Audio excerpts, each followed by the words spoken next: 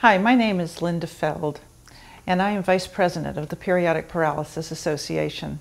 Today, I would like to tell you a little bit about my story with periodic paralysis and how I came to find my diagnosis of hypokalemic periodic paralysis. I am genetically diagnosed.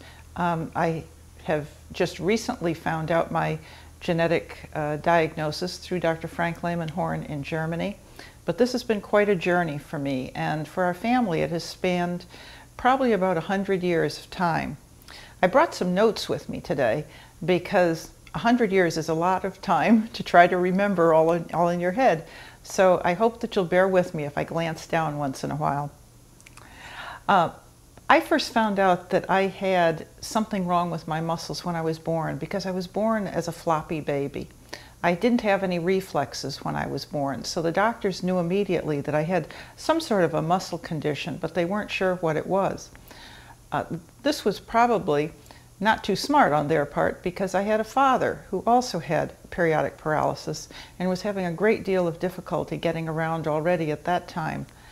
My mother had also lost a baby at birth about a year before I was born, but at that time no one knew why this baby had died. I had a fairly normal young childhood. I walked when I was 10 months old. They thought that I really had outgrown these problems that I had at birth. But then when I was about 2 or 3 years old, I started to have a phenomena where it looked like one leg was shorter than the other. And my mother took me to the pediatrician and he referred me to an orthopedic surgeon, and they thought that I had something wrong with my bones. They thought that I was literally growing wrong, so that I had a short leg and a long leg. That really proved not to be the case, but by putting lifts in my shoes, they were able to make me look like I was walking right. And again, I was just exhibiting that symptom of, we kind of call it duck walking, that is so common with periodic paralysis. As a child, anytime I had an illness, especially an illness that caused a fever, I would develop weakness. And this weakness would take several weeks for me to recover from. I can remember when I was little that we had a fire station very close to our house, and I would like to run out with my brother and watch the fire trucks go racing up the street. And after I had one of these attacks, I was too young to know that I couldn't just get up and run, and I can remember vividly falling flat on my face several times trying to go watch these fire trucks run up the street. And I think that as a young child, you really don't know what's happening to you at that point. My parents always wanted to hide what was happening to their children. My father had hidden this, his parents had hidden this. It was considered to be a problem with your family at that point. You didn't want to have a defective genetic code. Everybody wanted to be perfect, and since I grew up in the 1950s, people just weren't ready to accept people with disability at that time. As I grew, the symptoms that I had changed, especially when I reached puberty. At puberty, I started to develop extremely painful muscle cramps.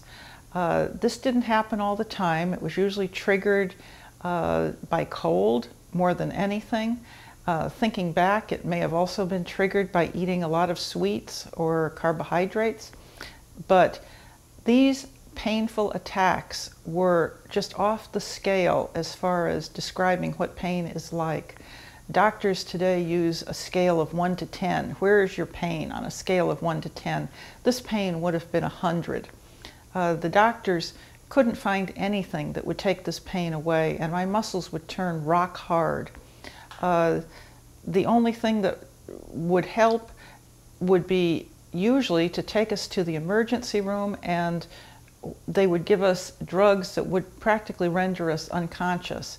And once we fell asleep, something happened to our muscles, and I'm sure it was that the potassium re-regulated itself in our body, and the muscles started to relax in our legs and the pain started to go away.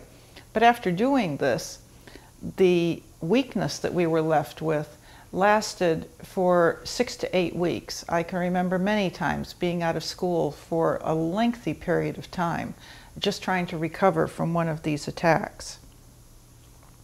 I have a sister who's 9 years younger than I am, and she was also born with periodic paralysis and has followed almost exactly the same course I have. She also developed these painful muscle cramps when she was a teenager. But when she developed these cramps as a teenager, because 9 years had gone by, medical science was starting to catch up with what might be happening in our body. And we were treated at Yale University at that time. We had a muscle biopsy done and some EMGs done. And a doctor from Germany, and I always will find that quite just kind of a funny circumstance as the story develops, but a doctor from Germany named Dr. Huttenlocher, and I'll never forget him, described to my parents that he thought that our family had periodic paralysis. And he started my sister and I on Diamox. And that was in about 1970 when he started us on Diamox. Our muscle biopsies didn't show any changes. It looked like normal muscle. No vacuoles showed up, and it wasn't the typical muscle biopsy that you would see with someone with periodic paralysis. Around the same time, my sister had to have her wisdom teeth extracted. And when she went in to have her wisdom teeth extracted, they put her to sleep. They gave her some other drugs, including steroids. And she walked out of the dentist's office, was perfectly okay. She went home and she sat down on the couch, and my mother made her a milkshake, a nice sugary milkshake, after having anesthetics with epinephrine in them and giving her steroids. And she became totally paralyzed, couldn't move anything. We had to call the paramedics to come get her and take her to the hospital. It was about that time that we knew that something was happening to our bodies that was completely different than things that we had heard about happening to other people. And I think it was also at about this time that my parents started to realize that we were connected to my father, that whatever he had was something that we had too.